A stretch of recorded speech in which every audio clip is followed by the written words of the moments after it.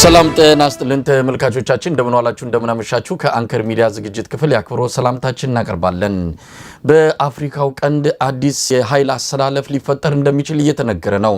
በተለይም የአሜሪካን መንግስት ከኤርትራ ጋር ሊመሰርት ነው የተባለው አዲሱ ግንኙነት የአካባቢውን የቀጠናውን የጂኦፖለቲካል አሰላለፍ ሊቀይረው እንደሚችል ከወዲሁ እየተገለጸ ነው። ሰሞኑን የአሜሪካ መንግስት ከኤርትራ ጋር ያለውን ግንኙነት ለማሻሻል እየመከረ እንዳለም ተመልክቷል። በኤርትራ ላይ የተጣለው ማዕቀብ ሊነሳም እንደሚችል ነው ከአሜሪካ መንግስት ባለስልጣናት የወጡ መረጃዎች የሚያመለክቱት። የኃይል አሰላለፉ በተለይም የአብይ አህመድ አስተዳደርን ክፉኛ ሊጎዳው እንደሚችልም ከወዲሁ እየተገለጸ ይገኛል። በሌላ በኩል የተባበሩት አረብ ኤሚሬትስ የገጠማት ኪሳራ በአፍሪካው ቀንድ ላይ ሊኖር የሚችለውን አዲስ አሰላለፍ የሚወስን እንደሆነም ተመልክቷል። በኢራን ጦርነት የተነሳ ከፍተኛ ኢኮኖሚያዊ ኪሳራ የገጠማት የተባበሩት አረብ ኤሚሬትስ የአሜሪካንን እርዳታ እየጠየቀች ትገኛለች። በዚህ ሁኔታ ላይ ያለው አጠቃላይ የአፍሪካው ቀንድ ምናልባትም በአብይ አህመድ አገዛዝ መጻኢ ዕድል ላይ ከፍተኛ ተጽዕኖ ሊፈጥር እንደሚችል ነው እየተነገረ ያለው። በእነዚህ ሁለቱ ጉዳዮች ላይ መነሻ በማድረግ አጠቃላይ የአፍሪካውን ቀንድ ወቅታዊ ሁኔታ እንመለከታለን። ከኤርትራዊ ጋዜጠኛና የሚዲያ ባለሙያ አክሊሉ ሳህለ ጋር እንቆያለን። መልካም ጊዜ።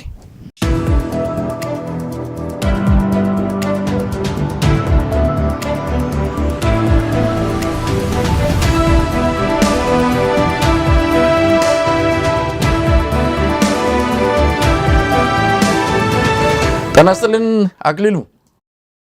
ሰላም ጤና ይስጥልኝ መሳይ፣ እንዴት አመሸ? እንዴት ነህ? ሰላም ነው ወይ? በጣም አመሰግናለሁ ለዚህ ለሰጠኝ እድልና በአንተም ለሁሉም የአንከር ሚዲያ ተከታታዮች በሙሉ ሰላም ማለት ፈልጋለሁ። አመሰግናለሁ አክሊሉ። እንግዲህ ረጅም ጊዜ ሆነን ሳንገናኝ ብዙ ክስተቶች ተስተናግደዋል። በተለይ በኢትዮጵያና በኤርትራ መሀል ያለው ሁኔታ ወደ ጫፍ ደርሷል፣ ወደ ጦርነት ሊያመሩ ነው ሲባል የነበረበት ጊዜ ደግሞ አሁን ነገሮች ወደኋላ ተመልሰው ይሁን ወይም ደግሞ ተዳፍነው የሚታወቅ ነገር የለም። ምናልባት እሱንም ወደኋላ ላይ እናነሳዋለን። አዲሱ ክስተት በተመለከተ እስቲ መረጃዎችን አካፍለን። ዎል ስትሪት ጆርናል የተባለ የአሜሪካ ትልቅ ተደማጭነት ያለው ወይም ደግሞ ተሰሚነት ያለው ሚዲያ ነው። ዎል ስትሪት ጆርናል አንድ ዘገባ ይዞ ወጥቷል። በዚህ ዘገባም የትራምፕ አስተዳደር ከኤርትራ ጋር ግንኙነቱን ወደ ላቀ ደረጃ ለማድረስ እንዲሁም ማዕቀቦችን በማንሳት መልካም ግንኙነት ሊጀመር እንደሆነ የገለጸበት ዘገባ ነው። ይህ ደግሞ ከቀይ ባህር ጋር ካለው ወቅታዊ ሁኔታ ጋር በተያያዘ የኤርትራን አጋርነት አሜሪካ እንደምትፈልግ በመግለጽ ነው አዲሱ ግንኙነት ሊመሰረት በዋዜማው ላይ እንዳለ የተመለከተው። እስቲ በዝርዝር መረጃውን አካፍልና አክሊሉ። መጀመሪያ ደግሜ ማመስገን ፈልጋለሁ አንከር ሚዲያ መሳይ ለሰጠኝ እድል። ወደ ዋናው ነገር ስንገባ በትክክል እንደ ኤርትራዊ ብቻ ሳይሆን በማንኛውም ዓለም ላይ የሚደረግ በሀያላኑ የሚደረግ ከፖለቲካም ከኢኮኖሚም ከዲፕሎማሲም ከንግዱም ያገለለ ማንኛውም አይነት እንቅስቃሴ እንደ ኤርትራዊም እንደ ኤርትራውያንም እንደ ኤርትራ መንግስት በተለይ ደግሞ በጣም በአጽንኦ የምንቃወመው ነገር ነበርና ለረጅም ጊዜ ስንቃወመው የነበረ ነገር ነው። ትንሽ ወደ ኋላ መለስ ብዬ የማዕቀብ ጉዳይ ከማለታችን በፊት አንዳንድ አድማጮች እንዲገባቸው የአሜሪካ መንግስት በኤርትራ መንግስት ላይ የጣለው ማዕቀብ የኤርትራ መንግስት በማንኛውም አይነት መንገድ የአሜሪካን ጥቅም የአሜሪካን ህዝቡን ሆነ ሀገርን የሚነካ ማንኛውም አይነት ነገር ስላደረገ አይደለም። ያው የኤርትራ መንግስት የራሱ የሆነ የጸና አቋም አለው። ይህ ሁሉ ማዕቀብ በኤርትራ ላይ በተከታታይ ዓመታት የደረገው የኢትዮጵያን መንግስት ፍላጎት ለማሟላት ከሚል በአንድ በኩል ደግሞ እጅን ጠምዝዞ የኤርትራን ማንኛውም አይነት ፖሊሲ ኢንተርናል ፖሊሲ የማስቀየስ መደብ ነው የነበረ። ለዚህ ደግሞ ኤርትራውያኑ በዋሽንግተን ዲሲ የሚገኘው ኤምባሲ ኤርትራ፣ በውጭ ጉዳይ ሚኒስቴር ከኤርትራ ውስጥ በፕሬዝዳንት ኢሳያስ አፈወርቅ በራሱ እና ኤርትራ አሜሪካን እዚህ ሀገር አሜሪካ የሚኖሩ ኤርትራውያኖች በተለያየ መልክና በተለያየ መንገድ ማዕቀቡ ፍትሃዊ እንዳልሆነ አግባብ እንዳልሆነ መነሳትም እንዳለበት ከጊዜ ወደ ጊዜ ሲወተውቱ ቆይተዋል። በጣም የተወሰኑ የኮንግረስ ወይ የሰነት ወይ ደግሞ ሪፕሬዘንታቲቮች መነሳት እንዳለበት ያምኑበት ነበር። መነሻውም ምንም አይነት ኤቪደንስ የሌለው መሰረት የሌለው ነው ይላሉ። አብዛኛዎቹ ግን ያው አሜሪካ ራሳቸው የሆነ የሚጠብቁት የሚፈልጉት ጥቅም ስላለ እስካሁን ድረስ ቆይቶ ነበር። ምናልባት ዶናልድ ትራምፕ ከመጣ በኋላ ፕሬዝዳንት ዶናልድ ትራምፕ ከመጡ በኋላ በተለይ መስዑድ ቦሎስ የአሜሪካ የዶናልድ ትራምፕ የአረብና የአፍሪካ ከፍተኛ አማካሪ ከክቡር አቶ ዑስማን ሳሊህ የኤርትራ ውጭ ጉዳይ ሚኒስተር ጋር ባለፈው ዓመት በተገናኙበት ሰዓት አሜሪካ በሮቿ በሙሉ ከኤርትራ ጋር የነበረውን ዝምድና ለማጠናከርና ወደ ነበረበት ለመመለስ ከፍተኛ ፍላጎት እንዳላት ለዚህም ፍላጎት በማንኛውም ሰዓት ኤርትራን ቪዚት ማድረግ ወይ ደግሞ ከፍተኛ የኤርትራ ዴሌጌሽን ወደ አሜሪካ መምጣት እንደሚችሉ ተናግሮ ነበር። በኤርትራ መንግስት በኩል ብዙ ጊዜ እንደምንናገረው ቶሎ ብሎ መልስ ያለመስጠት ወይ ቶሎ ብሎ አንድ ነገር የማርገብገብ አይነት አዝማሚያ የለም። ነገሮችን በጽሞና ያያል። ማለት ለነሱ ጥቅም ብቻ ነው ወይስ ለኛም ጥቅም ነው? ነገሩ ገብቷቸው በተመሳሳይ መልክ ሌላ ጊዜ እንዲህ አይነት በደል በእኛ ላይ ይፈጸማል አይፈጸምም የሚሉ ነገሮችን ብዙ የመመራመርና የማጥናት ጊዜን ይወስዳሉ። ነው በቅርቡ ግን በተባበሩት መንግስታት አምባሳደር ክብር ሶፊያ ተስፋ ማርያም፣ በኤርትራ ኤምባሲ በአቶ ብርሃነ ሰሎሞን፣ ሌሎችም እንደዚሁም ኤርትራውያኖች አሜሪካው ነው የሚንቀሳቀሱ ከውስጥም በኩል ይህን ግፊት ሲያደርጉ ከቆዩ በኋላ በዚህች ሳምንት ማለት ይቻላል የአሜሪካ መንግስት ኦፊሻሊ ከኤርትራ ጋር ያለውን ዝምድና ወደ ነበረበት ለመመለስና አዲስ ስትራቴጂ አዲስ ግንኙነት ለመጀመር ቁርጠኝነቱን በተለያየ መልክ ለኤርትራ የውጭ ጉዳይ ሚኒስትር በመስዑድ በኩል እንዲደርስ ወይ ደግሞ የሚደርስበት መንገድ ተደርጓል።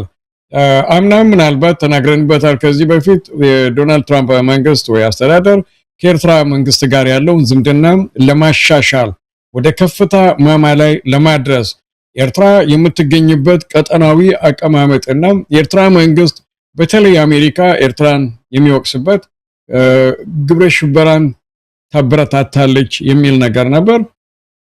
ለዛ ምንም አይነት ኤቪደንስ ወይ ደግሞ ጭብጥ እንደሌለ በሩመርስ እና ለሌላ ጥቅም ተብሎ የተጣለ እንደነበር አሁን ግን ማሻሻል እንደሚፈልጉ ከፕሬዝዳንት ዶናልድ ትራምፕ ከማርኮ ሩቢዮ ስቴት ሴክሬታሪ የተላከ ደብዳቤ በ34ኛ የኤርትራ የነጻነት ቀን ላይ ተነቦ ነበር እና ውስጥ ለውስጥ ሲሰራበት የቆየ ነገር አሁን ላለው ወይ ትላንት ኦፊሻሊ ለተበተኑ ዜናዎች መነሻ ሆኗል ማለት ይችላልው። በዛ ላይም ያው እኔ ራሴ የተገኘሁበት ትላንት ስቴት ዲፓርትመንት ካፒታል ቱር አድርገን ወይ ቪዚት አድርገን አንዳንድ ኮንግረስ ሴኔቶች ሪፕሬዘንታቲቮች ያናገርንበትና ረዘም ላለ ጊዜ የተወያየንበት ነበር። ኦልሞስት 80 ወይ 90% መባል በሚቻል ከኤርትራ ጋር ያለ ዝምድና እስካሁን ድረስ እንዲሻክሮ የቆየበት ምክንያት እንዳልገባቸው ቢያቁም ነው ምረው ቢያቁም እንዳልገባቸውና አሁን ግን ወደ ነባራዊ መመለስ ፍላጎት እንዳላቸው ተናግረዋል። ነገር ግን ይሄ የፕሬዝዳንት ትራምፕ ውሳኔውን ሰሞኑን በኤርትራ ላይ ማዕቀብ የተጣለውን ማንሳትን ጨምሮ ግንኙነቱን ወደ አዲስ ምዕራፍ ለመውሰድ ከአሜሪካ በኩል የታየው ውሳኔ በዋናነት የመጣው ከዚህ ከኢራን ስጋት ጋር በተገናኘ ነው። ሆርሙዝ የተሰኘውን የባህር መተላለፊያ ኢራን ያው ዘግታው እንደነበረና አሜሪካ ከፍተኛ የሆነ ጫና በመፍጠር ለማስከፈት የተደረገውም ጥረት በአሁኑ ሰዓት መከፈቱም መዘጋቱም በማይታወቅበት ሁኔታ ነው ያለው። ከዛ ባሻገር የቀይ ባህርን መተላለፊያ መስመር ጭምር ስጋት መጣሏ ኢራን ለአሜሪካ ትልቅ አደጋ ሆኖ ነው የታየው። በተለይም ኢራን የምትደግፈው የሁቲ አማጽያን በየመን የሚገኙት ይህንን የቀይ ባህር መተላለፊያ መስመር በመዝጋት የኢራንን ጫና ማበረታታት ኢራን የምትፈጥረውን ጫና በከፍተኛ ደረጃ ያበረታታሉ ተብለው የሚጠበቁት የሁቲ አማጽያን በዛ አካባቢ የሚፈጥሩትን ስጋት በተመለከተ አሜሪካ ጉዳዩን ስታጠና ቆይታ ለዚህ ደግሞ በቀይ ባህር አካባቢ ያለውን ስጋት ለመቅረፍ ከአሜሪካ ጎን መሰለፍ የሚችል ሀገር ሌላውን መዝነው መጨረሻ ላይ ኤርትራ የተሻለች ሆና ስላገኙ እንደሆነ ነው የምንሰማው።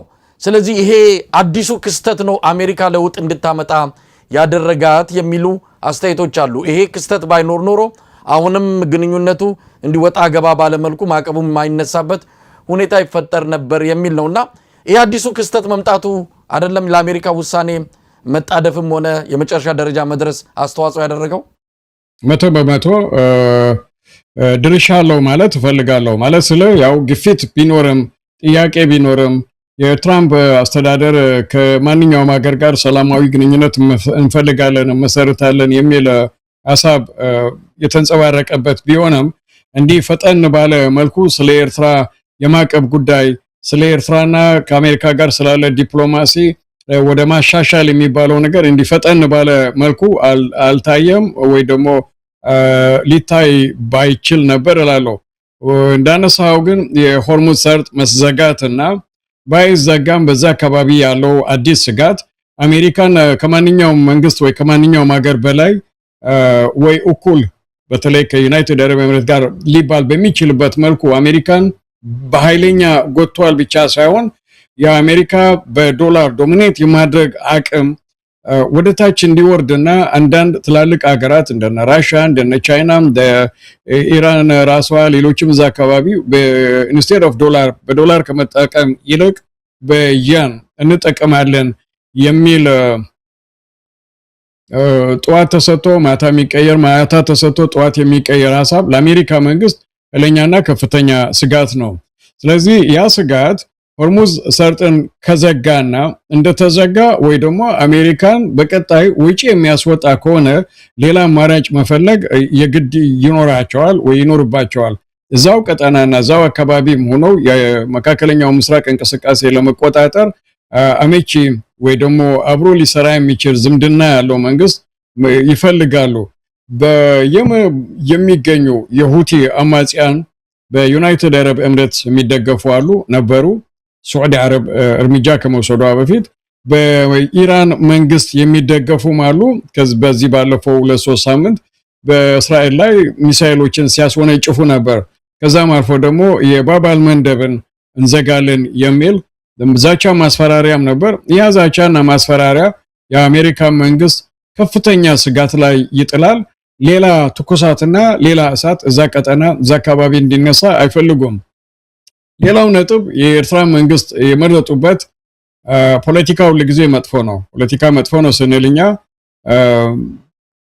ህይወቱ የሰዋልህን ህይወቱ የሰጠህንም እስከ መካድ የሚያደርስ እንቅስቃሴ ነው። ፖለቲካ አብዛኛው ጊዜ ናሽናል ኢንተረስት ለሀገራችን ጥቅም እስከሆነ ድረስ ከዚህ ጋር እንጣላለን፣ ጥቅም እስካለው ድረስ ከዚህ ጋር እንታረቃለን የሚል አቋም አለውና የአሜሪካ መንግስት ከማንኛውም የኢስት አፍሪካ መንግስታትና ህዝብ በላይ የኤርትራ መንግስት በማንኛውም መልክ ለቴሮሪስት ወይ ደግሞ አሸባሪ ግሩፕ የሚባል እንደማያግዝ እንደማይረዳ እንደማይተባበር በዚህ ጉዳይ ላይ ኃይለኛ ቁርጠኛ የሆነ ውሳኔ እንዳለው በስነ ስርዓት ያውቃሉ።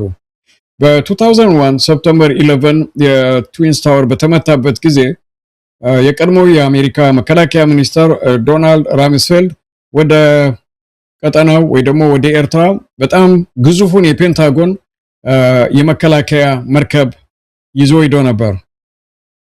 የጉዞ ዋና ዓላማ ሲጠየቅ የሰጠው መልስ አጭር ነው። የኤርትራ መንግስት ከመሆኑ በፊትና መንግስት ከሆነ በኋላ ብቸኛው በዚህ ቀጠና የቴሮሪስት እንቅስቃሴ የሚቆጣጠርና ማንኛውም አይነት የቴሮሪስት እንቅስቃሴ አገር ውስጥ የማያሳትፍ ስለሆነ ከነሱ ጋር አብረን ብዙ ምንሰራው ስራ አለ የሚል መልስ አጭር መልስ ነው የሰጠው። ለዚህም ሲተነተን ኡሳማ በላዲን ሱዳን ይገባ ይወጣ ነበር፣ ኬንያ ይገባ ይወጣ ነበር። ኢትዮጵያ ማረጋገጫ ባይኖርም በነ ክቡር አቶ ሼክ መሐሙድ አላሙዲና ሌሎች ይገባ ነበር ይባላል። አብደላ ኦጀላን የኩርዲስታኖቹ ዋና መሪ ኬንያ ላይ የተያዘውም እዛ አካባቢ ነፃ ሆኖ ይንቀሳቀስ ነበር።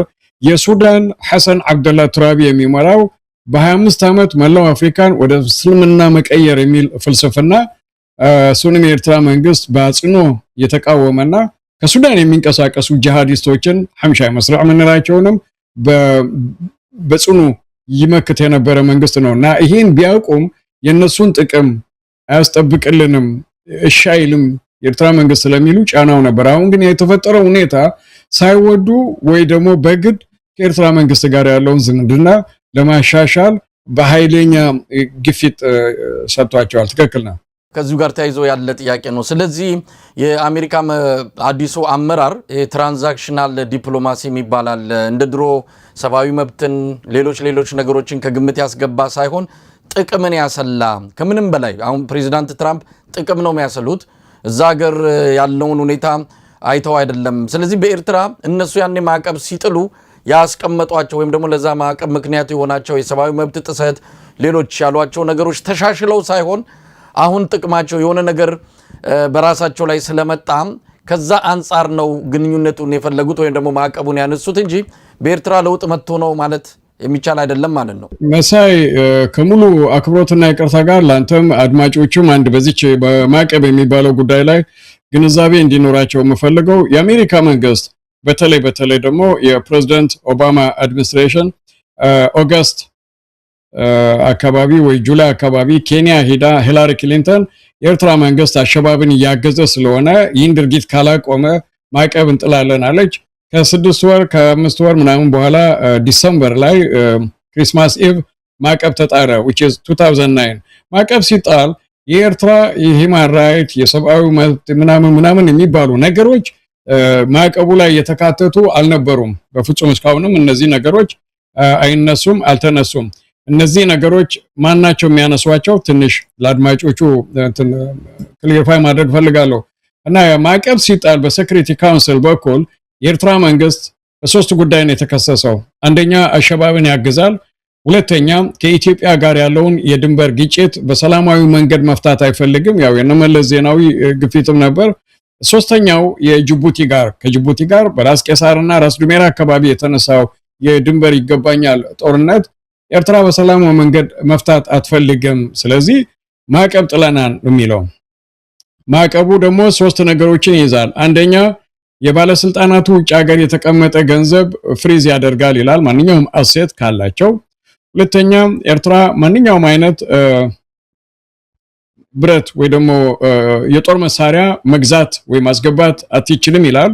ሶስተኛው ከፍተኛ የኤርትራ መኳንንት ወይ ደግሞ ባለስልጣናት ወደ ውጭ የጉዞ በረራ እገዳን ያካልላል። ስለዚህ ማዕቀብ ሲጣል ኤርትራ መንግስት ላይ ምንም የሰብአዊ መብት የጋዜጠኝነት የህገ መንግስት የምናምን ጉዳይ ያካተተ አይደለም።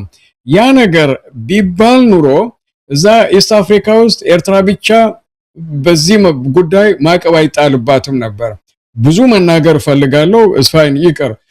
አሁን ያለው ማዕቀብ ደግሞ ዋናው መነሻው የኤርትራ መንግስት በ2019 የኢትዮጵያ መንግስትና የትግራይ ኃይሎች ሲዋጉ የኤርትራ ጦር ትግራይ ውስጥ ገብተዋል። የትግራይ ሲቪሊያን ላይ በደል እየፈጸመ ነው። በኢትዮጵያ የውስጣዊ ጉዳይ ላይ የፌደራል መንግስቱን አግዞ ጦርነት ከፍቷልና የኤርትራ ጦር ትግራይ ውስጥ አለ የሚል ነው። በዛ ላይ ደግሞ ማዕቀብ የጣሉት ደግሞ በኤርትራ የመከላከያ ሚኒስተር፣ የኤርትራ የጸጥታ ወይ ደህንነት ሚኒስተር፣ በኤርትራ የኢኮኖሚ ወይ ቁጠባው ሚኒስተር ኃላፊ ላይ በሶስቱ ተካላት ላይ ወይ ድርጅቶች ላይ ማዕቀብ ተጣለ እና ይህ ማዕቀብ በይናው ማዕቀብ ነው። የአሜሪካ መንግስት ወይ ደግሞ አሜሪካ ትሬጀሪ ዲፓርትመንት የጣለው ማዕቀብ ነው። ከ2009 ማዕቀብ ለየት ይላል። ያኛው ሴኩሪቲ ካውንስል ወይ ደግሞ ዩናይትድ ኔሽን የጣለው ማዕቀብ ነው። ይሄኛው ደግሞ የአሜሪካ መንግስት ለብቻው የጣለው ማዕቀብ ነው። አሜሪካ መንግስት የጣለው ብቸኛው ማዕቀብ ስል ግን ጫና የለውም ማለት አይደለም። ብዙ ከአሜሪካ ጋር የሚሰሩ ኩባንያዎች፣ መንግስታት፣ ባንክ ስዊፍት የሚባለው ነገር ብዙ ነገሮችን የያዘ ስለሆነ ኤርትራ ላይ በትክክል አፌክት ያደርጋልና ምንም ሳይደበቅ ኤርትራ ላይ ምንም ለውጥ ሳይመጣ ነው ማዕቀብ ይነሳል እየተባለ ላልከው ኤርትራ ላይ የነበረ መጥፎ ነገርና አሁን የሚቀየር ማዕቀብ ተፈርቶ ማዕቀቡን የሚያነሱና የሚጥሉ ላይ ደግሞ ኤርትራ ውስጥ ገብተው አይተው ማዕቀብ ለመጣል ድፊት የገፋቸውን ነገር መሻሻል ስላሳየ ወይ ደግሞ የባሰበት ስለሆነ የሚደረግ ነገር እንዳልሆነ ትንሽ መንካት ፈልጋለሁ። ምንድነው አሁን የተወሰነው?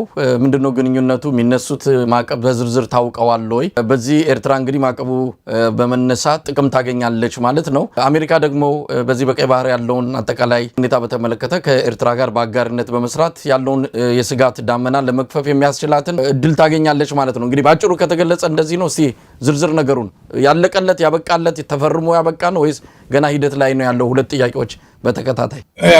ያለቀለትና ያበቃ ነው ወይ ደግሞ ተፈርሞ የተወሰነ ነው ማለት ትንሽ ይከብዳል። ግን ከውስጥም ከውጭም የምትሰማቸው ብዙ ሩሞሮች ወደዛ የሚወስዱ ናቸው። በተለይ ትላንት የተሰጡ የተበተኑ የተለያዩ ሚዲያዎች ላይ የምታያቸው የምታነባቸው ነገሮች ወደዛ የሚገፉ ናቸው። ስለዚህ ዋለም አደረም በተለይ በኤርትራ መንግስት ወይ በኤርትራ እንደ ኤርትራውያን የ35ኛው ዓመት የነጻነት ቀን በዓል ከመድረሱ በፊት ያ ነገር ኦፊሻሊ ቢሆንና ቢደረግ እንፈልጋለን። የብዙ ኤርትራዊ ፍላጎት ነው። ማዕቀቡ በመነሳቱ ኤርትራ ላይ ሊያመጣው የሚችል ለውጥ አለ ወይ ላልከው ግን በትክክል ትልቅ ለውጥ አለው ወይ ትልቅ ለውጥ ያመጣል። አንዲት ነገር ጠቀስ አድርጌ ማለት ፈልጋለሁ። በዚህች ሰዓት የሉፍታንዛ ኤርዌይስ ወደ ኤርትራ መግባት እንደድሮ እንደነበረው በረራውን መቀጠል ይፈልጋል። ግን ሉፍታንዛ በረራውን ሲያቆም የፖለቲካ ግፊትና ማዕቀብ ከተጣለበት ሀገር ጋር እንዴት ተሰራላችሁ የሚል ነው። ስለዚህ አንዳንድ ትላልቅ ኩባንያዎች ላይ ኮንስትራክሽንን ሌላ ነገር የኤርትራ መንግስትና ኤርትራ ህዝብ ላይ የፈጠረው ጫና አለ። ያ ቢነሳ ገንዘብ ማዘዋወር ራሱ ላይ ትልቅ ለውጥ ስለሚያመጣ ለኤርትራ ጥሩ የኢኮኖሚና ጥሩ የኑሮ መመቻቸት እድል ይከፍታል የሚል ግምትና ሐሳብ አለ። አክሊሉ ምናልባት ይሄ የሚፈጥረው የቀጠናዊ አጠቃላይ ጂኦፖለቲካል የኃይል አሰላለፉን በተመለከተ ምን ልናይ እንችላለን? ከወዲሁ ብዙ ነገር እየተባለ ነው። በተለይ አብይ አህመድ በአፍሪካው ቀንድ ላይ ባለፈው በሐዋሳ በነበረ አንድ የልዩ ዘመቻ ምረቃ ፕሮግራም ላይ ከበርበራ እስከ ምጽዋ ድረስ ያለውን የባህር ላይ ውንብድና ለመከላከል የሚያስችል አቅም ፈጥረናል። በቅርቡም በሰጠው ቃለ መጠይቅ ላይ ያንን ነገር ለማረጋጋት የሚያስችል ቁመና ያለው ሀገር ኢትዮጵያ ብቻ ናት የሚል ነገር አንስቷል። እንግዲህ ብዙ አሜሪካ ጋር ግንኙነት ለመፍጠር የሚያስችሉ ወታደራዊ ግንኙነቶችም ከዛው ተደርገው ነበረ። ግን በመጨረሻውን ያየነው አሜሪካ ከኢትዮጵያ ይልቅ ወደ ኤርትራ አዘንብላ ያንን ቀጠና ከኤርትራ ጋር አብራ በአጋርነት ለመስራት የወሰነች ይመስላል። ስለዚህ የኃይል አሰላለፍ ለውጥ እናያለን። በቀጠናው ላይ ሊኖር የሚችለው አጠቃላይ ሁኔታስ ምን ይመስላል? አዎ በትክክል የኃይል አሰላለፍና የኃይል ለውጥ ሊመጣ ይችላል። በእርግጥም ይመጣል። ግን ወደዛ ከመሄዴ በፊት የጠቅላይ ሚኒስትር አብይ ብዙ አነጋገሩ አንዳንዴ ያስቀኛል ወይ ያስቀናል ሁላችንንም ኤርትራውያኖች። አንዳንዴ ደግሞ እንደ ጎረቤት ሀገር የትልቅ ህዝብ 130 ሚሊዮን ህዝብ መሪ በዚህ አይነት ታች የወረደ ይቅርታ አድርግልኝ አንተም አድማጮችም የዱርዬ በሚመስል አነጋገር የመንደር ጎረምሳ በሚመስል አነጋገር የአንዳንድ ሀገራትን ክብርና የአንዳንድ ሀገራትን ህዝብና መንግስት በሚነካ መልኩ ሲናገር ስትሰማ ትንሽ ጥያቄ ይፈጥራል። የጤና ጉዳይ ነው ወይንስ የጎልማሳ የዱርዬነት ላይ ወጣቶች ፑሻፕ ሰርተው ብረት አንስተው ጡንቻና ደረት ማበስ ሲጀምር የሚናገሩትም የሆኑትም ሁኔታ ትንሽ ያጠያይቃል። ህዝብን የሚመራ ድርጅትን የሚመራ የአንዲትን ሀገር ባንዲራ ወክሎ በየሀገሩ የሚሄድ መንግስት መሪ የሚያወጣቸው ቃላቶች ናቸው ወይ ይባላል። የባህር ላይ ዱርዬዎችን እስከ በርበራ እስከ ምጽዋ እንጠብቃለን አለ። ዱርዬውን መጠበቅ አይችልም እኮ። ይቅርታ አድርግልኝ በዚህች ሰዓት የኢትዮጵያን ህዝብና የኢትዮጵያ መንግስት የኢትዮጵያን የድሮ የዲፕሎማሲ አቅም ወደ ታች ያወረደ የራሱን የውስጥ ችግርና የራሱን የውስጥ ሰላም ማረጋጋት ያልቻለ 65% የሚያክለውን የኢትዮጵያ መሬት መቆጣጠር የማይችል ዜጎችን በፈለጉበት ሰዓት መግባት መውጣት የሚያስችል ዋስትና የማይሰጥ መንግስት የትኛውን ሀገር ባህርና የባህር ዳርቻ ነው የሚጠብቀው? ለምሳሌ የኤርትራ የቀይ ባህር ከጫፍ እስከ ጫፍ እንኳን በዚህች ሰዓት ይቀርና ከ9 ዓመት በፊት 10 ዓመት በፊት የእንግሊዝ 4 ለምን ላማ እንደመጡ የራሱ የሆነ ታሪክ አለው። ተይዘው ታስረው የተለቀቁ አለ። ማንኛውም አይነት ባህር ላይ እንቅስቃሴ የማያሳልፍ የኤርትራ የባህር ኃይል ፈጣን ጀልባና ፈጣን ተዋጊዎች አሉ። ምን ችግር ስላለ ነው አብይ አህመድ መጥቶ ባህር ላይ ሰላም የሚያስጠብቅልን? የጅቡቲ ባህር ከተባለ ምንም አይነት ችግርና እንከን የሌለው ባህር ነው። ባህር ተሻግረ ብትሄድ ደግሞ የሳዑዲ አረብ መንግስትና የሳዑዲ አረብ ባህር ምንም አይነት ችግር የለበትም። የየመንን ብትሄድ የፈራረሰችው ሀገር የፈራረሰችው መንግስት ባህራቸው ላይ የተፈጠረና የሚፈጠር ችግር የለም። ወደ ላይ ከወጣህም ግብጽ ነው ያለችው። የግብጽ ጦር ባህሩን የሚጠብቅና የሌላን ሀገር መንግስትና ባህር የመጠበቅና የማገዝ አቅም አለን የሚል ነው። ሱዳን አሁን ባላቸው በተኮታኮተና በርስ ጦርነት በሚጋጩበት ሰዓት ቀይ ባህራቸውን የደፈረ መንግስት የደፈረ ሀገር የለም። ደፍሮ መጥቶ አሳ ልክፈፍ የሚል መንግስት የለም። ደፍሮ መጥቶ የኬሚካልና ዝቃጭ ባህራቸው ውስጥ ልጣል የሚል መንግስትና ኩባንያ የለም። የማንም ባህር በምን ምክንያት ነው የምትጠብቀው? የህዝብን ያልጠበቅ በየቀኑ ሰው እየተገደለ በየቀኑ ሰው እየረገፈ እየነደደ በየቀኑ የሹፌር የትላልቅ መኪና ሹፌሮች ኑሯችን ይሄ ነው ህይወታችን ይሄ ነው ብሎ ቪዲዮ እድሜ ለሞባይል ካሜራ ቀርጸው በሚለቁበት ሰዓት ህፃናትና በእድሜ የደፉ ወጣት ሴት ልጃገረዶች የሚደፈሩበት ሀገር በጠራራ ፀሐይ ብር የሚዘረፍበት ሀገር ህዝብንና ሀገርን ያልጠበቅ ፎቅና የሚያብለጨልጭ ሰው ምንም ምንጣፍ ሳያነጥፍ ሊተኛበት የሚችል መንገድ ስለሰራ የሌላውን ሀገር ጸጥታ ትጠብቃለህ ታስከብራለህ ማለት አይደለም። በየትኛውስ መልክ ታማኝነት ይኖርሃል?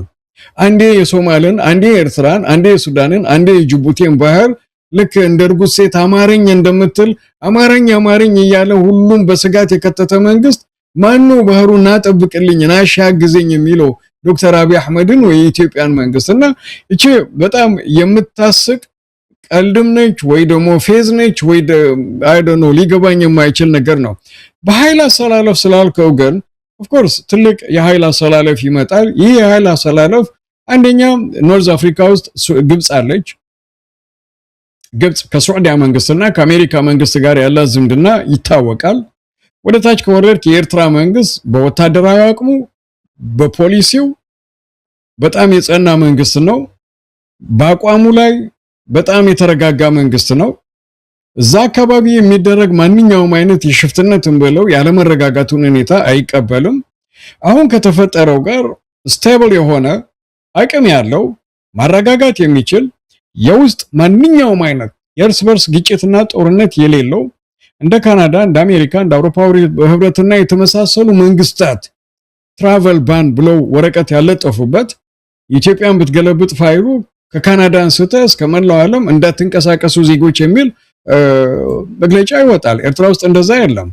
ቱሪስት የውጭ ዜጋ መሄድ አይፈልጉም። አዎ ማዕቀብ ከተነሳ በኋላ የሚገባው የሚወጣው ከበዛ ኢኮኖሚው ከተነሳ ኦፍ ኮርስ እንደማንኛውም አፍሪካ ሀገር ቱሪስት ወይ ደግሞ ደራሽ ይበዛል እና ኤርትራ ከቀጠናው የእርስ በርስ ጦርነት የሌለው ከሁሉም ያጎራባች ሀገራት ጋር ሰላም የሚፈልግ ኢትዮጵያንም ሆነ ከኢትዮጵያ መንግስት ጋር ከማንኛውም የቀጠናው ሀገራት ጋር በበለጠ ዝምድናውን ማጠናከር ይፈልግ የነበረና የፈለገ መንግስት ነው። በአብይ አህመድ በኩል ይህ ነገር ተፈጻሚ ሳይሆን ቀርቷል። ምክንያቱም የአብይ አህመድ ፍላጎትና ምኞት ሌላ ነገር ሆኖ ስለቆየ ማለት ነው። ስለዚህ የአሜሪካ መንግስት ከኤርትራ ጋር የሚፈጥረው ዝምድና አካባቢውን ያረጋጋል ብቻ ሳይሆን ከነበረው የግብጽና የኤርትራ ግንኙነት የግብጽና የሳዑዲ አረብ ግንኙነት የኤርትራና የሳዑዲ አረብ ግንኙነት ጋር ኃይለኛ የሆነ ዝምድና ይፈጥራል። ያንዳንድ መንግስታት እዛ አካባቢ ያሉ እንደነ ኢትዮጵያ ዶክተር አብይ አህመድ ብልጽግና ወይ ደግሞ ፕሮስፐሪቲ ሽባ ሊያደርግ የሚችል የመንቀሳቀስ አቅሙን የሚቀንስ ከዚህ በፊትም ተናግረናል። ምናልባት አክሊሉ ወደሱ መልሳለሁ ግን ቀደም ሲል የአብይ አህመድና ሀገር ውስጥ ያለውን በርግጥ አንተ ከገለጽከው በላይ ልገልጽ አልችልም። ከፍተኛ የሆነ መከራ ውስጥ ነው ያለው ኢትዮጵያ ህዝብ። ከፍተኛ የሆነ መከራ ውስጥ ግን የራሷ አሮባት የሰው ታማስ ስላለች ሆኖ ነው እንግዲህ የራሱን ሀገር በእንደዚህ አይነት ሁኔታ ለአደጋ አጋልጦ ወደ ሌላ የሚያማትረው። ነገር ግን ብዙ የሰብአዊ መብት ድርጅቶች ኤርትራ ውስጥም ያለውን ነገር ይወቅሳሉ። ኤርትራ ውስጥ ያለው የሰብአዊ መብት አያያዝ በኢሳያስ አፈወርቂ መንግስት ላይ ወቀሳ ይሰነዝራሉ። ኤርትራውያን በሀገራቸው ተረጋግተው እንዳይኖሩ ያደረገ ስርዓት ነው፣ ለረጅም ጊዜ በስልጣን ላይ ቆይቷል ከሚሉ የተለያዩ ወቀሳዎች ጋር የኤርትራ መንግስትም በዚሁ የሚታማ ነው። በትክክል ነው የተናገርከው ሁሉ። እነዚህ የሰብአዊ መብት ተሟጋች ድርጅት ነን የሚሉ እንደነ ሂውማን ራይትስ ዎች፣ አምነስቲ ኢንተርናሽናል፣ እንደነ ቻታም ሃውስ፣ እንደነ ሲፒጄ የሚባሉ እንደነ ሜዲሲን ሳን ፍሮንተርስ የሚባሉ የተለያዩ እነዚህ ታይድ ፕሬስ የሚባሉ ሰክሬት ሶሳይቲ የሚባሉ እነዚህ በሙሉ ኤርትራ መንግስት ላይ የሚያወጡት መግለጫ በማንኛውም አይነት መልክ ኤርትራን እንኳን ለሌላ የውጭ ሀገር ዜጋ ይቅርና ለኔ እንደ አንድ ኤርትራዊ ቢያንስ በአመት አንዴ ሄዳለሁ፣ አንዳንዴ በሁለት አመት አንዴ መሄድ ሰው ኤርትራ መስላት ትታየኝም። በእነሱ አነጋገር አንድ የሆነ ሲኦል መስሎ ነው የሚታየ። አንድ ትልቅ የማይካድ ነገር አለ። እንደ ኤርትራዊ ምንም ልደብቀው የማይችል ነገር ብዙ ወጣት ይወጣል፣ ብዙ ሰው ይወጣል። ያ ደግሞ ወደ ኋላ መለስ ብዬ መዘባረቅ ባልፈልግም ፕሬዚደንት ዶናልድ ኦባማ ከኤርትራ ሰው እንዲወጣ እዛ አካባቢ ካሉ መንግስታት ጋርና እዛ አካባቢ ካሉ እነዚህ ሁማኒታሪያን ኤድ ከሚባሉት ጋር ተባብረን እያወጣን ነው። በዚህ ደግሞ በጣም አኩሪና ትልቅ ስራ ሰርተናል ብሎ የተናገረበት ነው። ቪዲዮውን ልልክልህ እችላለሁ። የኢትዮጵያ መንግስትም በዚህ ጉዳይ ላይ በጣም ትልቅ ስራ ሰርተዋል። በጣም ትልቅ ስራ እንዳልኩ ኢትዮጵያን በደንብ እናውቀዋለን። የኢትዮጵያ ፖለቲካ ወዴት እየሄደ ነው እንከታተላለን።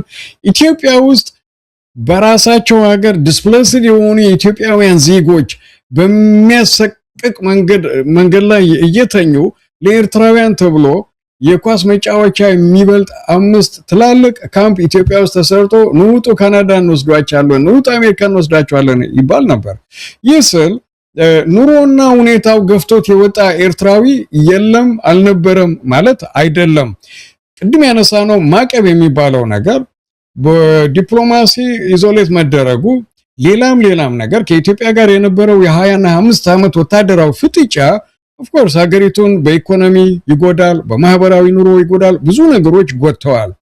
ዲሞክራሲ ስለሚባለው የዜጎች በነጻነት ከሀገር ውስጥ ከከተማ ወደ ከተማ መንቀሳቀስ ስለሚባለው ነገር ግን ሀገሬ ስለሆነ ብዬ አይደለም፣ በጣም መኮራበት ነው።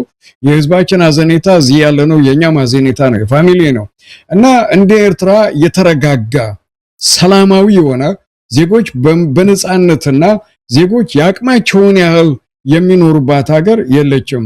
ሱዳንን በደንብ አውቀዋለሁ፣ ኢትዮጵያን በደንብ አውቀዋለሁ፣ ቱኒዚያን አውቀዋለሁ፣ ሊቢያንን በደንብ አይቼዋለሁ አውቀዋለሁ። እና እንደ ኤርትራ የተረጋጋ ሀገርና መንግስት የለም። ስለዚህ እነዚህ ሁማኒታሪያን የሚባሉ በሙሉ አንደር የጆርጅ ሶሮስ ኩባንያ ውስጥ ያሉ የሚያወጡት ያቺ የምትመጣዋ ደብዳቤ ከአንድ ኦፊስ ከአንድ ጽህፈት ቤት ትወጣለች፣ ሁሉም ቦታ ደግሞ ትዞራለች። ያ ደግሞ በጣም ብዙ በተለይ በዚህ ሰዓት የሚወጡ መረጃዎች እንደሚያሳዩት ኤርትራ ላይ፣ ሱዳን ላይ፣ ሶማል ላይ፣ የመን ላይ፣ እነዚህ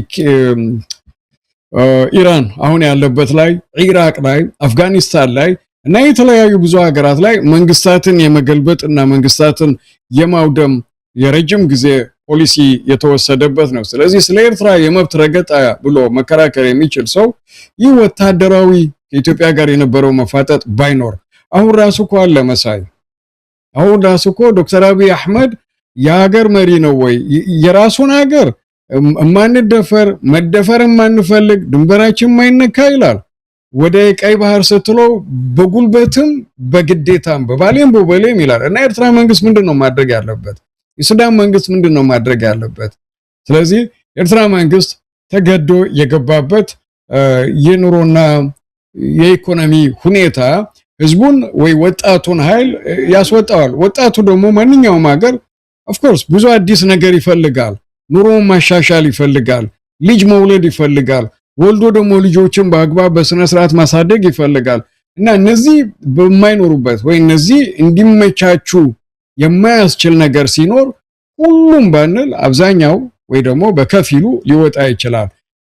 ውጭ ካለው በተሻለና በበለጠ መልኩ ያለምንም ማጋነን ኬንያ ሄደህ ቱር ብታደርግ፣ ኡጋንዳ ሄደህ ቱር ብታደርግ ብዙ ነገር ኦፍ ኮርስ ሀብታም ኤርትራውያኖች የሚሰሩ ኤርትራውያኖች የሉም እያልኩኝ አይደለም። ስለዚህ እነዚህ አምነስቲ ኢንተርናሽናል በለው እነዚህ የሚያወጧቸው መረጃዎች ይቅርታ አድርግልኝና ነገ የአሜሪካ መንግስት ከኤርትራ መንግስት ጋር ጥሩ መልካም ግንኙነት በሚጀምርበት ሰዓት 25 ዓመት ሙሉ የኤርትራ መንግስት ኖርዝ ኮሪያ ኦፍ አፍሪካ እንዳላሉት በማወደስ ጎረራቸው ሊደርቅ እንደሚችል እርግጠኛ ነኝ። ያለምንም ማቅማማት መሳይ አክሊል ወደ ሰሞኑ የማዕቀብ መነሳትና አዲሱ የኤርትራና የአሜሪካ ግንኙነት እንመለስና ያ ግንኙነት የፈጠረውን የፖለቲካ አጠቃላይ የኃይል አሰላለፍ እየገለጽክልን ነበረ።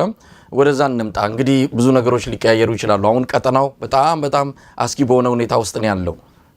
ነገ ከነገ ወዲያ ምን ሊፈጠር እንደሚችል አይታወቅም። ሱዳን ያለችበት ሁኔታ፣ ኢትዮጵያ ያለችበት፣ እንደዚሁም የሶማሊያ ወቅታዊ ሁኔታም አለ። የደቡብ ሱዳን ነገር የሚታወቅ ነው። በዚህ ማለት ነው እንግዲህ አሜሪካ ይህንን አቋም የያዘችውና ከኤርትራ ጋር በአጋርነት ለመስራት የወሰነችው። እስቲ የሚያመጣውን አጠቃላይ ከኢትዮጵያ አንጻር ልንመለከተው እንችላለን። የኃይል አሰላለፉ ምን ሊሆን ይችላል? ኃይል አሰላለፉ ላይ በጣም ትልቅ ለውጥ ሊያመጣ ይችላል። በትክክልም በጣም ትልቅ ለውጥ ያመጣል።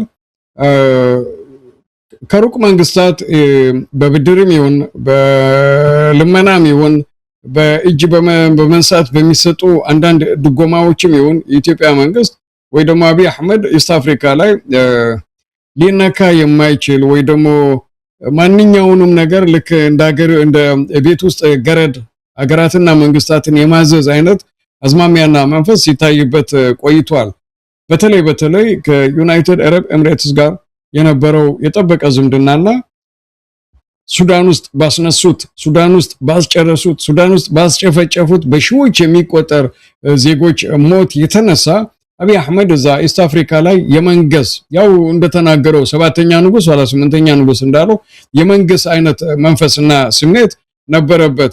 በዚህች ሰዓት አሁን በተለይ ጦርነቱ ከተነሳ የዩናይትድ አረብ ኤሚሬትስ መንግስት በኢኮኖሚም በጸጥታም በጣም ብዙ ኢንቨስተሮች አገሪቱን ጥለው ለቀው በመውጣታቸው የኢራን ቀጣይ የማያቋርጥ ይብዛም ይነስም አንድ ድሮን እየለቀቅ ስጋት ውስጥ መክተት እንኳን የኢትዮጵያ መንግስት አይዞ ያለ አካባቢውን እንዲበጠብጥ ሊያደርግ ይቅርና በማትጠብቀው ይሆናል በማትለው መንግ የአሜሪካ መንግስት የገንዘብ ወይ ደግሞ የኢኮኖሚ ድጎማ እንዲደረግለት የዩናይትድ አረብ መንግስት ጠይቋል።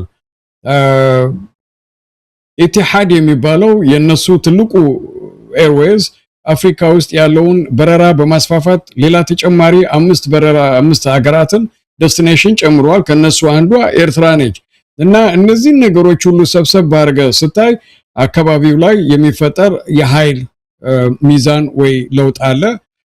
በተለይ እዚች ላይ ነካ ማድረግ የምፈልገው የኤርትራ መንግስት ልክ አብይ አህመድ ወይ ደግሞ ኢትዮጵያ መንግስት ወይ አንዳንድ ሌሎች አፍሪካ ሀገራት እንደሚያደርጉት የውጭ ኃይላትን ሙሉ ለሙሉ እገዛ ማድረግ እንፈልጋለን፣ አብረን መስራት እንፈልጋለን፣ መሬታችንን፣ ባህራችንን፣ የአየር ክልላችንን ተጠቀሙበት የሚል አዝማሚያ ሲመጣ በትክክል እዛ አካባቢ የሚፈጠር ትልቅ የኃይል ለውጥ አለ።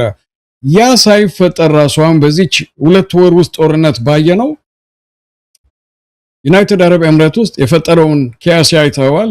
ኢትዮጵያ ውስጥ ያለውን ሁኔታ ደግሞ በጣም በሚያሳፍር መልኩ የኢትዮጵያ መንግስት ውስጣዊ ነው ያልኩ ያለው። ውጫዊ ቁመናው በጣም ደስ የሚል በጣም የሚያብለጨልጭ ነው። ውስጣዊ ቁመናው ግን ከማንኛውም የአፍሪካ ሀገር ነዳጅ ካላትም ነዳጅ ከሌላትም ሲሳድባቸው ከሚውል መንግስታትና ሀገራት በዝቅተኛ መልክ በአንድ ሳምንት ባልሞላ ጊዜ ነዳጅ ስለሌለን ነዳጅ እጥረት ስላለ በእግራችሁ ሂዱ ብሎ ያወጀ መንግስት ቢኖር የኢትዮጵያ መንግስት ነው።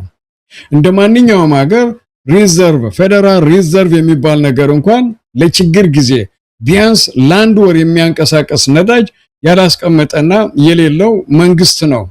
ስለዚህ እነዚህን ነገሮች ሰብሰብ አድርገ ሁኔታው ትንሽ ጊዜ ከወሰደ የኤርትራ መንግስት አሁን በተጀመረው ከአሜሪካ መንግስት ጋር ጥሩ ዝምድና ውስጥ ከተፈጠረ የኢትዮጵያ መንግስት ባለው ችግር ላይ ልክ በእንቅርት ላይ ጆሮ ደግፍ እንደሚባለው ይፈጠርበታል ማለት ነውና ኃይል አሰላለፍ ይቀይራል፣ የኃይል ሚዛን ይቀይራል፣ የሀገራቱ ተፈላጊነትም በግልጽ የሚታይበት ሁኔታ በዚህ በአጭር ጊዜ ውስጥ ሊመጣ እንደሚችል ገምታለሁ።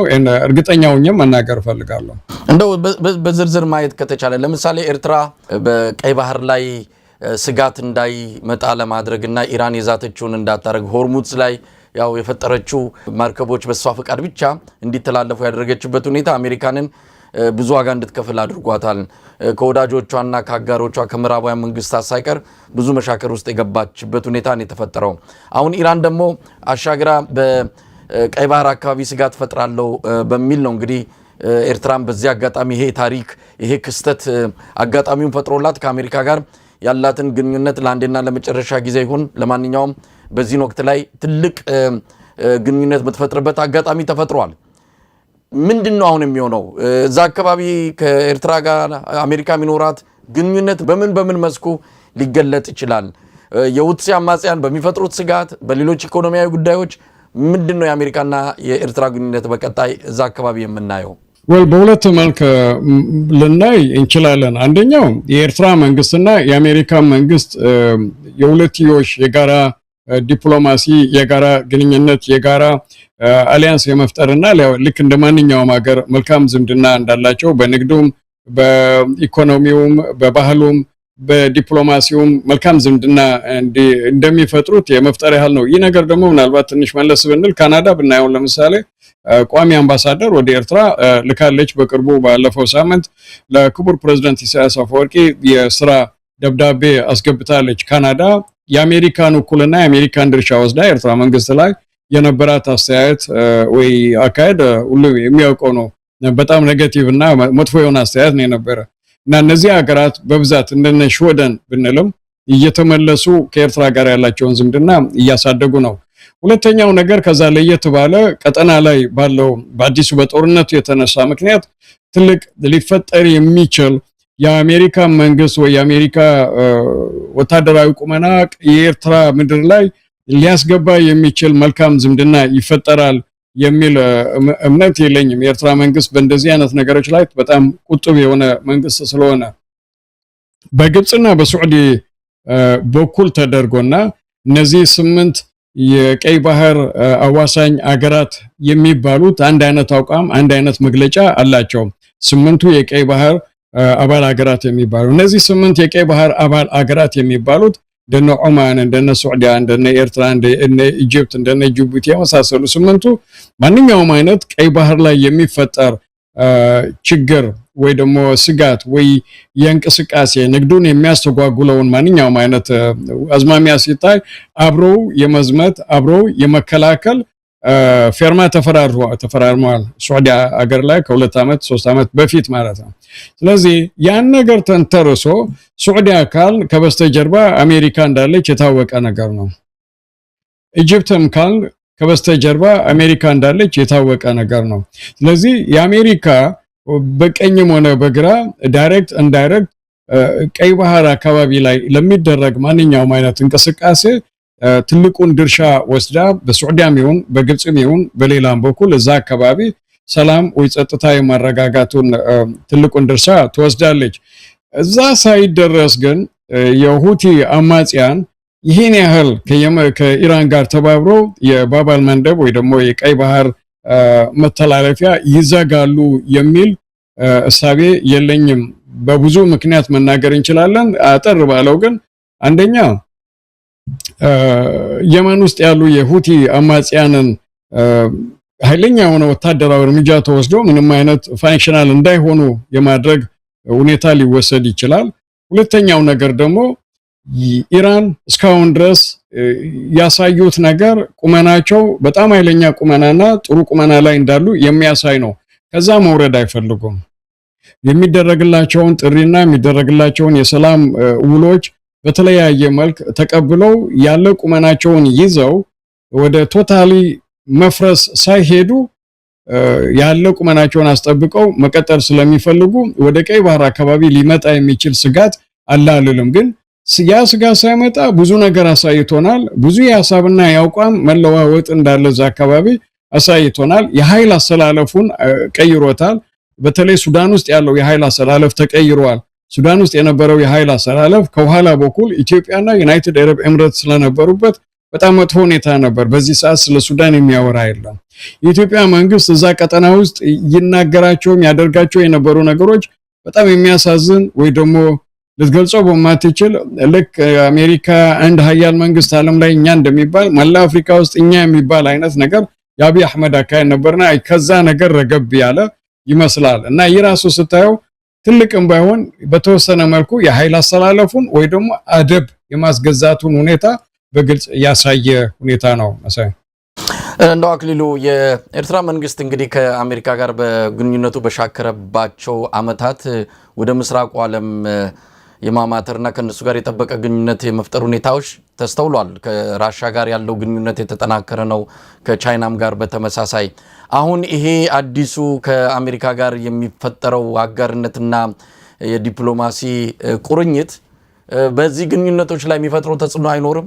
የኤርትራ መንግስት ብዙ ግንኙነቶችን ከምስራቁ ዓለም ጋር እያደረገ ነው። አሜሪካ ደግሞ በአሁኑ ሰዓት እነዚህ ሀገራት ጋር በተለይ ከዚህ ከኢኮኖሚና ከተለያዩ የበላይነቶች ጋር ተያይዞ ስጋት አላት። የቻይናን መስፋፋት፣ የራሻን እንደዚሁ። ስለዚህ ይሄ ግንኙነት በኤርትራ ቀጣይ ዲፕሎማሲ እንቅስቃሴ ከምስራቁ ዓለም ጋር የሚኖራት ላይ ተጽዕኖ አይፈጥርም? የአሜሪካ መንግስት ራሻና ቻይና ጋር የሚደረግ ጠበቅ ያለ ዝምድናን በዚህች ሰዓት በስነ ስርዓት እየተቃወሙ ነው። የአውሮፓ ህብረት መንግስታት ከአሜሪካ መንግስት ጋር እንደዚህ መፋጠጥ ላይ ደረሱትም ይህ ከቻይና ጋር የተደረገ የኢኮኖሚ መተሳሰር ነው። ካናዳን እንወርሻለን እንወጋሻለን አይነት ማስፈራራት የደረሰውም ካናዳ ደግሞ በማንኛውም አይነት መልክ ከአሜሪካ ጋር የሚደረገውን የንግድ ዝምድና አቋርጠው ወደ ቻይና ፊታቸውን ማዞራቸው የአሜሪካ መንግስት አስቆጥቷል ወይ ያስቀይሟል።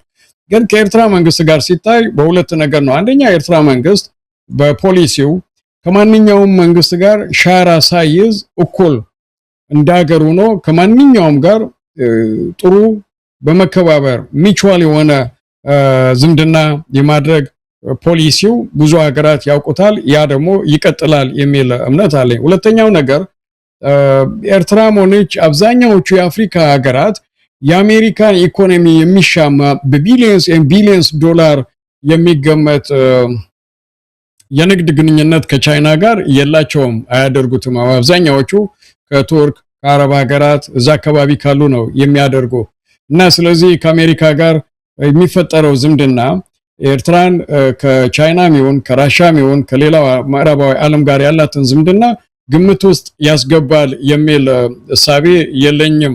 ምክንያቱም አሁን ያለው ሁኔታ ቅድም እንዳልኩ ፖለቲካ የጥቅም ነው እንዳልኩ ራሻ ላይ ዩክሬን ላይ በተወሰደው እርምጃ ሁሉም ሀገራት ማዕቀብ ጥለው ነበር፣ የአውሮፓም የአሜሪካም።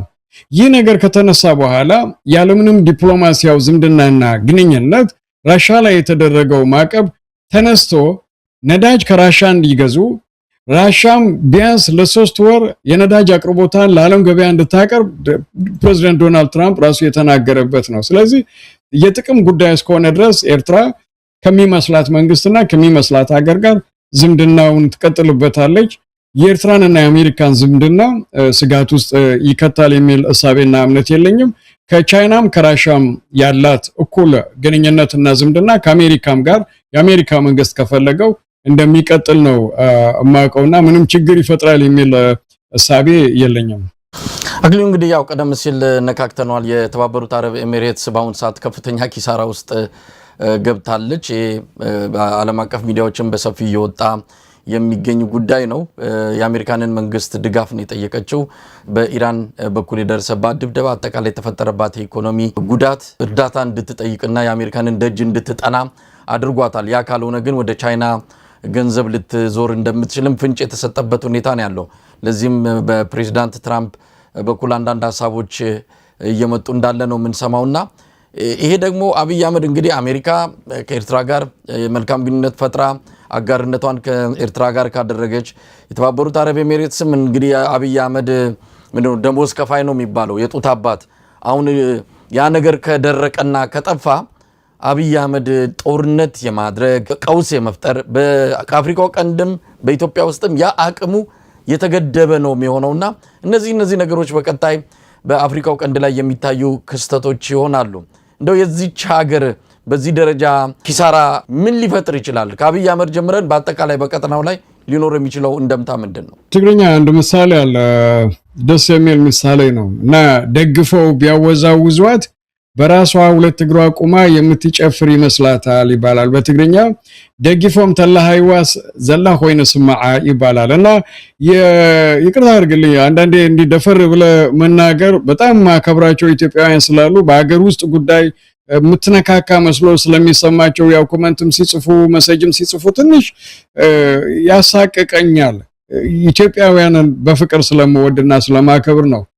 አብይ አህመድ መሳይ ለናንተ ለኢትዮጵያውያን ያ ሁሉ ጊዜ ሽክ ብሎ ስለምታዩት ያለ ወይ ሙሉ ቁመና ያለው መስሎ ሊሰማችሁ ይችል ይሆናልና ኢትዮጵያ በሚያሳዝን መልኩ እንደዛ ሊሰማን አይችልም። ማንንም እንደዛም አይወስዶም። እንኳን አይደለም በእኛ ደረጃ ታች ያለው ማህበረሰብ ክፍልም በደንብ ተረድቶት የሱን የቴሌቪዥን ዲስኩሮች እንኳን መስማት የማይችል እሱ በመጣ ቁጥር ቴሌቪዥኑን የሚዘጋ ኢትዮጵያዊ ነው ያለውና በዛ ደረጃ አይደለም። ኢትዮጵያ በደንብ ነው የሚያውቀው።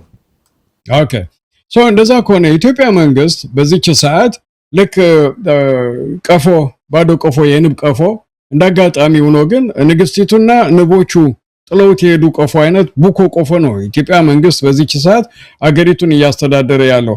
ያ ማለት ግን ቅድም ለጦርነት የሆነ ለስጋት ላልከው ያለውኝ መንፈስ ኢትዮጵያ ውስጥ ትግራይ ላይ ሊሆን ይችላል፣ ኦሮሞ ክልል ሊሆን ይችላል፣ አማራ ክልል ላይ ሊሆን ይችላል። ጦርነት አሁን ካለው ጦርነት ማለት ነው። ጦርነት የለም ማለት አይደለም። አሁን አለ ግጭት ይብዛም ይነስም እዚህም እዛ መታኮስ አለ። ከኤርትራ መንግስት ወይ ኤርትራ ላይም ጦርነት ሊቀሰቀስ ወይ ሊያስነሳ የማይችልበት ምክንያት የለም እላለሁ አለው ለማለት ስለሚፈልግ ያ ካልሆነ የዩናይትድ አረብ ኤምሬትስ መንግስት እጅ ከተቆረጠ ባህር ተሻግሮ ኢትዮጵያ ላይ የነበረው ጫና እንደፈለገው ልክ ሉጋም እንዳለው ፈረስ ወደ ግራም ወደ ቀኝም እያዞረ የሚጋልበውን አይነት እንቅስቃሴ የለም። ጋብ ብሏል፣ ነፈስ ብሏል። የዩናይትድ አረብ ኤምሬት መንግስት ባህር ተሻግሮ ማዘዝና ማሰራት ተላላኪ ያለኝና እስኪ ወደዚህ ልላከው የሚለው የፖለቲካ መንፈሱና ስሜቱ ጎድሏል። ከሳዑዲ አረብ ጋር የገባው የኢኮኖሚ መፎካከር ታች ወርዷል ብቻ ሳይሆን እንደጠቀስከው ማንኛውም ዜና ላይ እንደምናነበው የአሜሪካ መንግስት የኢኮኖሚ ድጎማ which means እርዳታ እንዲያደርግለትም ኦፊሻሊ ጠይቋል።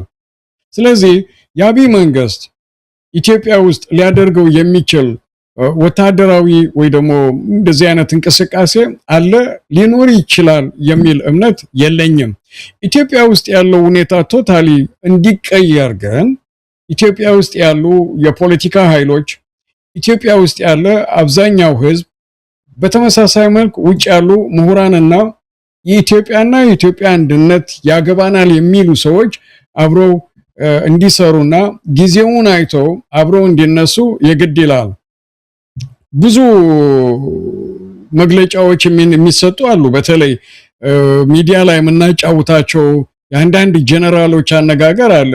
እንደ ኦሮሞ መንግስት ይላል የኢትዮጵያን የሚጠብቅ አንድ የጋራ ሰራዊት ማቆም ሳይሆን ፍላጎታችን ኦሮሞን የሚጠብቅ ነው። ትግሬ የተሳሳቱትን አይነት ስህተት አንሳሳትም። ከአማራውም ከትግሬውም ከአፋሩም በሰላም መኖር ነው የምንፈልግ የሚል እሳቤ አለ። በቀደም የተናገረው አብይ አህመድ እኛ ወይኔ ንስር ነኝ ታች ወርጄ ከቁራና ቁራዎች ጋር አልናገርም አይነት የንቀት የመበሻሸቅ አይነት ቃላቶች አሉ። እነዚህና ሌሎችን ሁሉ ሰብሰብ አድርገ ለጋራ ጥቅም ለጋራ እንሰራለን የሚሉ ኢትዮጵያውያን ንቃት አዌርነስ የሚለው ነገር በእርግጥ ይፈልጋል። ያ ነገር እስካለ የኢትዮጵያ መንግስት ወይ የአብይ አህመድ የበጥባጭነት የአፍራሽነት የጠብጫሪነት በትዕቢት ተወጥሮ ሁሉንም ኢትዮጵያ ውስጥ ያለም ከኢትዮጵያ ውጭም ያሉ ነገራትን የመነካካቱ መንፈስ ይቀንሳል፣ ባይቀንስ ደግሞ ሙሉ በሙሉ ይቆማል የሚል እምነት ነው ያለኝ። ከ3 ወር በፊት የነበረ ፉከራ፣ ቀረርቶ፣ ዛቻ፣ ማስፈራራት ያሳዝናል። ኢስት አፍሪካን ብቻ ሳይሆን መላው አፍሪካን ሰላም ማስከበርና መጠበቅ የሚችል ቁመና ላይ ነን፣ ያን የሚያስችል ቁመና ገንብተናል ብሎ ሲናገር የነበረበት ጊዜ ነው። በዚህ ሰዓት ግን ያ ነገር ትንሽ በጣም የረገበና የለዘበ ሁኔታ ነውና ነገሮች እንዲየቀጠሉ ከሄዱ ደግሞ ከዚህ በከፋ መልኩ የኢትዮጵያ መንግስት አንድ ጊዜ መንግስቱ ኃይለማርያም በዚህ በኩል የነበረ ዚያድ ባሬ ጎማ አተንፍሰነዋል በዚህ አንድ ያበጣል ብሎ ነበርና የአብይ አህመድ ጎማዎች ሙሉ ለሙሉ ይተነፍሳሉ ብቻ ሳይሆን ለከ ካፑት ወይ ፓራላይዝ እንደሚሉት ሆላንዶች ፓራላይዝ ይሆናል የሚል ሙሉ እምነት ነው ያለኝ እኔ መሳይ። እንግዲህ አክሊሉ በአፍሪካ ቀንድ ያለውን ሁኔታ ይቀይራል የተባለው የኤርትራና የአሜሪካ ግንኙነት የመጨረሻው ያለቀለትና ወደ ተግባር የሚለወጥበት ጊዜ በምን ያህል ጊዜ ተግባራዊ ይሆናል የሚለው የሚታወቅ ነገር ካለ ልትነግረን ትችላለህ? በመጨረሻ እንደው የኢትዮጵያና የኤርትራ ጦርነት ይከፈታል ይፈነዳል የሚለው ሲገለጽ የነበረው ነገር አሁን ትንሽ ቀዝቀዝ ያለ ይመስላል። በአብይ አህመድ አገዛዝ በኩል ፉከራው ምኑም ሁሉም ነገር በአሁን ሰዓት የሚሰማ አይደለም። አልፎ አልፎ በቴሌቪዥን ፕሮግራሞች አንዳንድ ነገሮችን እንሰማለን እንጂ እንደ በፊቱ አይነት ነገር አንሰማም። ያም የስጋት ዳመናው ትንሽ የተገፈፈ ይመስላል። አይመጣም ማለት አይደለም፣ ሊመጣ ይችላል። ግን ደግሞ ብዙ ነገሮች እየተቀየሩ ነው። በተለይ የኢራን ላይ የተፈጠረው አጠቃላይ የመካከለኛ ምስራቅ ቀውስ ብዙ ነገሮችን እየቀየረ ነው። በኢትዮጵያ ያለው ሁኔታ ያው በግልጽ የሚታወቅ ስለሆነ ነው። ስለዚህ መቼ እንጠብቅ? ይሄ ግንኙነት ተፈርሞ አልቆ ኤርትራና አሜሪካ ዳግም ግንኙነታቸውን ገልጸው ወደ አዲስ ምዕራፍ የሚሸጋገሩበት ጊዜ ምናልባት በመርሃ ግብር ደረጃ በጊዜ ሰሌዳ የተቀመጠ ነገር ካለም ልታሳውቀን ትችላለህ? በመጨረሻ የምትለው ነገር ካለም? ስለ ኤርትራና አሜሪካ ግንኙነት የተቀመጠ ፍሬም ወይ ጊዜ ሰሌዳ አለ አለልም ያለም አይመስለኝም። በአሜሪካ በኩል ሳየውና ስገነዘበው ትላንት እንዳልኩ ስቴት ዲፓርትመንትና የተለያዩ እንዳናገርናቸው በጣም አጭር ጊዜ ውስጥ ከኤርትራ መንግስት ጋር ያለውን ዝምድና መመለስ እንደሚፈልጉ የተናገሩበት ሁኔታ ነው። እኛም ቢያንስ በ35ኛው የኤርትራ የነጻነት ቀን በዓል ላይ ይህ እንደ የብስራች ነገር ነውና መነገር እንዳለበት ወይ ሊነገር የሚችልበት መንገድ ቢደረግ ጥሩ ነው ብለን ነበር። ውሳኔው የኤርትራ መንግስት እጅ ውስጥ ያለው ነው ይሰማኛል። የኤርትራ መንግስት የአሜሪካ መንግስት ባወጡት መግለጫ ልክና መቀራረቡን እንፈልጋለን ባሉበት መንገድ መቀራረብ የሚፈልጉበት መንገድ ምንና ምን ላይ የተመሰረተ ነው ካለ በኋላ እሱም ቢገፋበት በጣም አጭር በሆነ ጊዜ ውስጥ ይጠናቀቃል ያልቃል የሚል እምነት አለኝ። ግን እስካሁን ድረስ በዚህ ቀን ወይ በዚህ ወር የሚል ነገር የለም። ቀጠናውና በተለይ ኢትዮጵያ ውስጥ ከኤርትራ ጋር ጦርነት የመግባቱ አዝማሚያ ላልከው ሁለቴም ሶስቴ እዚች ፕሮግራም ላይ አንከር ሚዲያ ላይ ካንተ ጋር ጦርነት ይኖራል የሚል እምነት የለኝም ብያለሁ። ቢኖርም 10% ነው ብያለሁ። ያ 10% በአብይ አህመድ ግፊት ድርድር ውስጥ የኤርትራ መንግስት ለመሳብ የሚደረግ ጦርነት ካልሆነ በስተቀር በትክክል የአንድን ሀገር ሉዓላዊነት ደፍረ የአንድን ሀገር ሉዓላዊነት ወረ የአንድን ሀገር ህዝብ የሆነ ተፈጥሯዊ ሀብት ቀምተ ወስደ ለዘላለም ሰላም አድርጌ እኖራለሁ ማለት ትንሽ ይከብዳል፣ ያስቸግራል። የሁቲ አማጽያን እንኳን አካባቢውን አሜሪካን ስጋት ውስጥ በከተቱበት ሰዓት የኤርትራ ህዝብ እንደዚህ አይነት ወረራ ተደርጎበት ሰላም ይተኛል የሚል እምነቱ የለኝም። ግን እዛ ውስጥ የሚወስድ ነገር ከመነሻውም አልነበረም። የአብይ አህመድ መንግስት የብልጽግና መንግስት በሚያሳፍር መልኩ ከዚህ በፊት ኢትዮጵያ ውስጥ የነበሩ መንግስታት ያው ያንዳንዶቹን ያልደረስንባቸውን ታሪክ አንብበናል ስነ ስርዓት የደረስንባቸውን ደግሞ የዕለት ተዕለት ዜናም ፕሮግራሙንም ፕሮፓጋንዳውንም ሰምተናል። እንደ አብይ አህመድ መንግስት ከሃዲና ዞር ብሎ ማየት የማይችል ትላንት ከነዚህ ሰዎች ጋር ምን ነበር ነገስ በምን አይነት መልክ ጥሩ ዝምድና ብናደርግ እንገናኛለን የማይል ልክ እንደ ህፃን ልጅ እንደመጣለት ፖለቲካ የሚለቅ መንግስት እኔ አይቻላከምና ለምንድን ነው እንዲህ አይነት ግፊት ውስጥ ከኤርትራ መንግስት ጋር የገባችሁበት ምክንያት ብለው የኢትዮጵያ መንግስት አብይ አህመድን ዲና ሙፍቲን ባጫ ደበሌን ብርሃኑ ጁላን እያንዳንዱን ብትጠይቅ አንድ ኮንክሪት የሆነች ምክንያት ይሰጣሉ የሚል እምነት የለኝም እና ከመጀመሪያም ያላስፈላጊ ህዝቡን ሰላም የመንሳት መንፈስና ፍላጎት አገሪቱ ውስጥ ያለው የኢኮኖሚም የሰላም እጦትን ኤክስተርናላይዝ ወደ ውጭ የማውጣት መንፈስ ካልሆነ በስተቀር ከኤርትራም ከሌላም መንግስት ጋር እንዲህ አይነት አጣብቂኝ ውስጥ መግባቱ የኢትዮጵያ መንግስት ያሳፍራል፣ ያሳዝናል እና አሁንም ጦርነት ከኤርትራና ከኢትዮጵያ መንግስት ጋር ሊኖር ይችላል የሚል እሳቤ በፍጹም የለኝም። እንደኔ እይታ ነው። በተለይ ይጽምዶ ተብሎ ከትግራይ ህዝብ ጋር የተደረገው ግንኙነት ጽምዶ ተብሎ ከአፋር ህዝብ ጋር የተደረገው ግንኙነት ጽምዶ ተብሎ ራቅ ያለም ቢሆን ከአማራ ክልል ጋር የተደረገው ግንኙነት የሚመቻች ከሆነም ከኦሮሞ ጋር የሚደረገው ግንኙነት ከትላንት ወዲያ ጽምዶ ተብሎ የሱዳን የኢትዮጵያ የትግራይ የኤርትራ ሰላም ፈላጊ ህዝቦች አንድ አዳራሽ ውስጥ ሆነው ፕሮግራም አድርገው ነበር ተከታትለው ከሆነ እና እነዚህ ነገሮች የአብይ አህመድን የብደት ቁመና እርቃኑን የሚያስቀሩና ያስቀሩ ስለሆኑ ጦርነት ይደረጋል የሚል እምነት የለኝም ነው ምለው። ጦርነትም የሚያስፈልግ አይደለም። ሱዳን ውስጥ የተደረገው ጦርነት ታይቷል፣ ውጤቱ ምን ላይ እንደተደረሰ። ሶማሌ ውስጥ የነበረው የ30 ዓመት ጦርነት የእርስ በርስ ግጭት ሶማሌን እንዴት እንዳደቀቀና የኢትዮጵያ ወታደር እዛውን እንዲጠብቅ ያስገደደው ሁኔታ ነው።